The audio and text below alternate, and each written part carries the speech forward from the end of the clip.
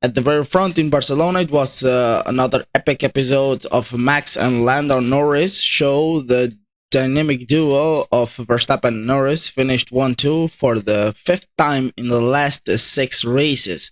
But there was a plenty going on behind too, not least a welcome podium return for Mr. Hamilton. Here's our roundup of notable numbers from Spain. Verstappen took the championship lead after winning in 2022 Spanish Grand Prix and has not lost it since. It was Verstappen's fourth Spanish Grand Prix win and his third in a row at this track. With the P2, Norris is the only driver to finish the points in every Grand Prix in 2024. It was McLaren's first podium at this track since Lewis Hamilton and Jason Button were second and third in 2011. But McLaren has now been on the podium for 6 consecutive races, their longest run since 2011 and 2012. In that Formula One year, McLaren was winning a lot, and they had a really good car in the races that were held in those years. Hamilton's P3 was his first podium finish of the 2024 season.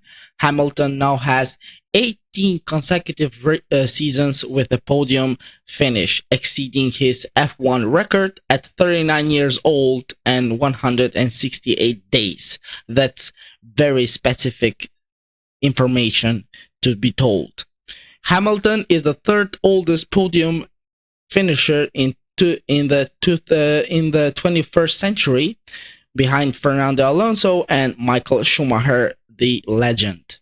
At Ferrari, P5 for Charles Leclerc was his highest finish in the Spanish Grand Prix since 2021. At Ferrari, P5 for Charles Leclerc was his highest finish of in this Spanish Grand Prix since 2021, with the P6 teammate Carlos Sainz retains his record of always scoring points in his home turf or home track. In this Grand Prix, he has 10 out of 10 earning points in this Grand Prix.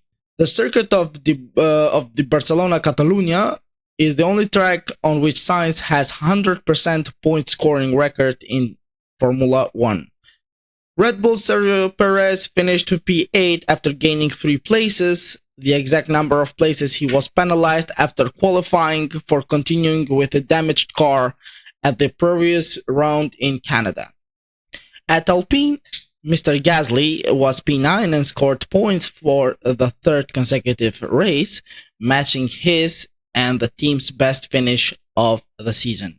Aston Martin's in the other way, Fernando Alonso could only manage P12 with a lot of disappointment and anger from his side, where he accused most of his team engineers and the engineers of Aston Martin for not making a competitive car for him and his teammate also. The third time in the last 4 races that he has failed to score. As a result, Alpine moved ahead of Haas and into the 7th in the Constructor Championship. There were no retirements in the Spanish Grand Prix, thank God, for the second consecutive year.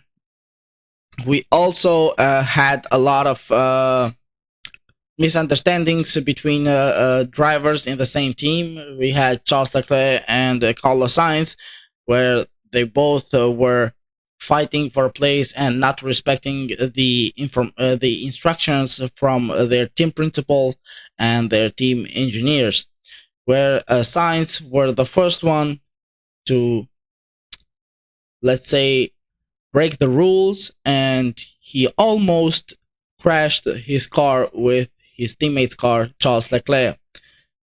For the media, Leclerc said that he understands he understands Carlos Sainz because it's his home turf, but he said for the media that they will discuss these kind of things between themselves. But he said that that was not a professional move from Carlos Sainz, making that turn while he was in the inside, and Carlos Sainz was also trying to overtake him from the inside, where their information from their team principal was to save the tires in the beginning of the race and not push their cars.